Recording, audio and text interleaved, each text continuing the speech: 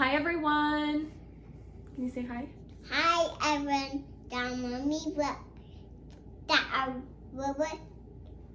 We are book E.T. We're gonna read a book.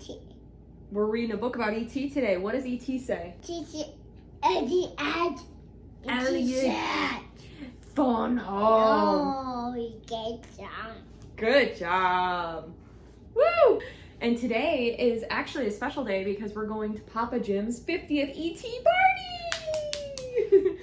So this was a long time ago. When this video will be out, it's a few months from now. But I got this book from my mom who sent it from Amazon, and I'll put this link down below. I'll also put the book list of all the books Willow and I have read. I have an Amazon list of all those books, and I'll link that down below too. So let's give it an open, try it out. So far, this looks so pretty.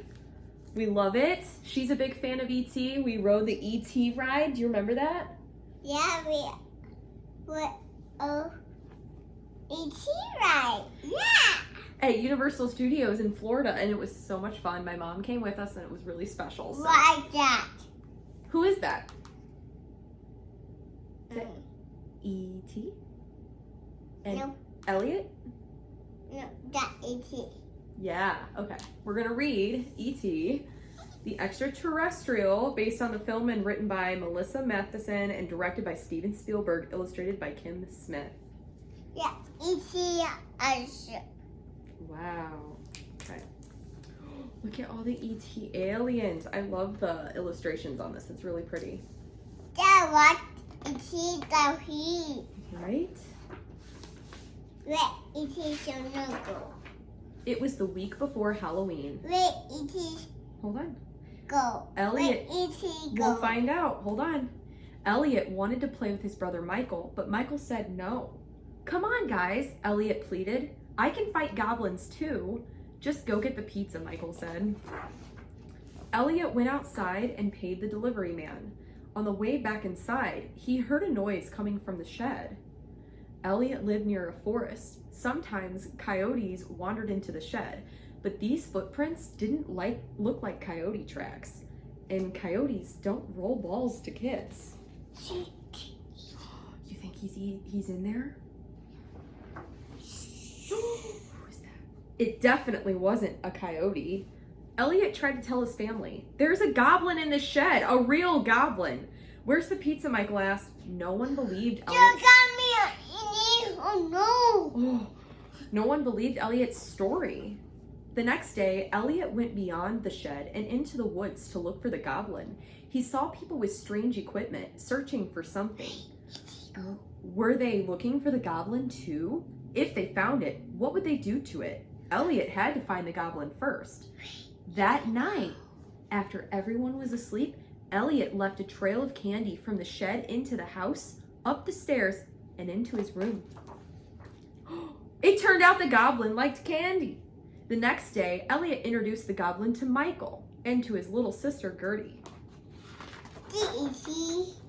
Michael and Gertie quickly realized what Elliot had learned the night before. The goblin was kind and very smart.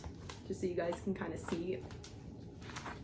Where E.T. go? The kids were excited and curious about their new friend. He seemed too nice to be a goblin. "Maybe he's a monkey," said Michael. "I don't like his feet," said Gertie. "We are here. Home," Elliot said. "Where are you from?" The goblin pointed up at the sky. Then he used his powers and some fruits and vegetables to create a model of his solar system. The goblin wasn't a goblin at all. He was an extraterrestrial, an alien from another planet. Elliot called him E.T. for short. Meanwhile, the people looking for E.T. were getting closer. The next morning, the kids went off to school. E.T. puppy. Yeah. Their mom was leaving for work and she heard a noise coming from the closet. But when she opened the door, all she saw were stuffed animals. After she left, E.T. had the house all to himself. He went exploring. First, he made friends with the local wildlife. Then he got something to eat. He found a toy to play with and something to read. He watched the television and learned about Earth's... Puppy. Yeah. E.T. blow a puppy man. puppy. and learned about Earth's forms of Meaningful. communication, all of which gave him an idea. If only he could find everything he needed. When Gertie came home, she taught E.T. the alphabet. It is so shitty, like a rat. B is for balloon, she said. B, E.T. said. Yes, Gertie said. B, good. Elliot got home not much later and found E.T. in his closet. Gertie and E.T. were playing dress-up together. Elliot, E.T. said. I taught him to talk, Gertie bragged. Elliot found the box of items that E.T. had collected. He cut himself on a saw blade. Ouch! Elliot yelped. Ouch, E.T. said. His finger began to glow. E.T. touched his fingertips to Elliot's and the cut healed. Touch my finger. E.T. Ow! Then E.T. showed Elliot and Gertie a drawing of something he wanted to build. It looked like a radio. Phone home, E.T. said. E.T. worked on his radio all night. Meanwhile, the people who were looking for E.T. were getting even closer.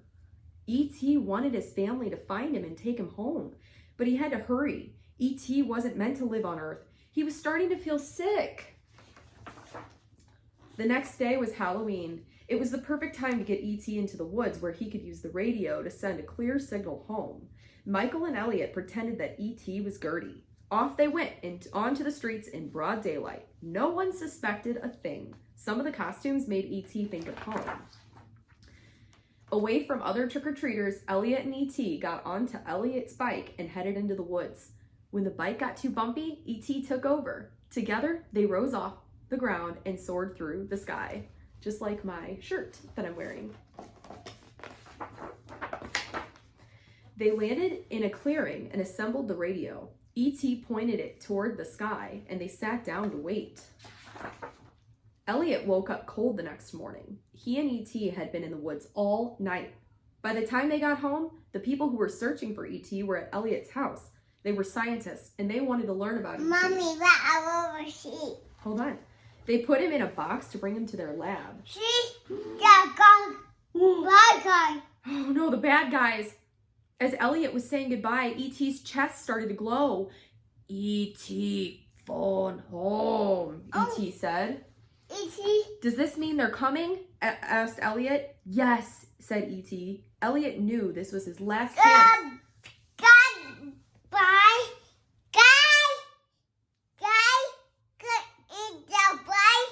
In the room. Elliot knew this was his last chance to help E.T. While the scientists were busy packing up their equipment, Elliot and Michael snuck E.T. out of the house. Michael's friends bought their bikes, and they all raced to the woods. The scientists chased them. To escape, E.T. used his powers again, and all the boys soared up into the sky. When they reached the forest, a giant spaceship was landing. Elliot was sad that his friend had to go. E.T. was sad too. The tip of E.T.'s finger lit up, and he touched Elliot's forehead.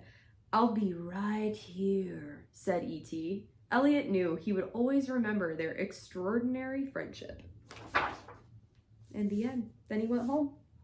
Goodbye, E.T. Can you say goodbye? Goodbye, E.T. And he went off into his spaceship. And that is a super cute book. I love this. It's just a really beautiful illustration. My turn. Your turn. She loved it. She loves E.T. She loves the ride. Today's party should be really fun. Thank you to Bima for the book and for the shirt. She got Willow a shirt too, but she just doesn't have that with her. And she got her a little stuffed animal. I wish that could be a part of the video, but we are filming this before that. So thank you guys for being here. Please subscribe to my channel if you haven't already and click the bell button to be alerted when I post. I upload a new video every Monday and Thursday mornings at 8 a.m. Central Standard Time. And as always, stay sassy. Bye guys. Bye, Ellen.